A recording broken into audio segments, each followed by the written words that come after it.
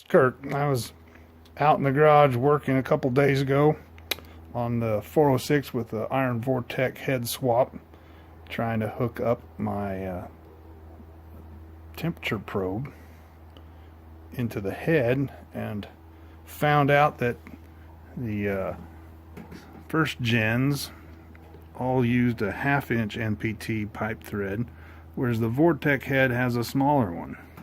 So after searching around on the internet a little bit, I found out that the best way to go with this would be to get a adapter that would convert the 3/8 NPT to my mechanical temperature probe, and I came up with a autometer part, the 2263, which is a 3/8 NPT adapter for a full sweep mechanical gauge.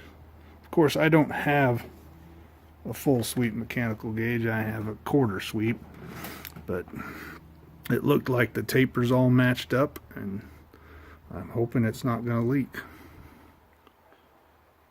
Thanks for watching.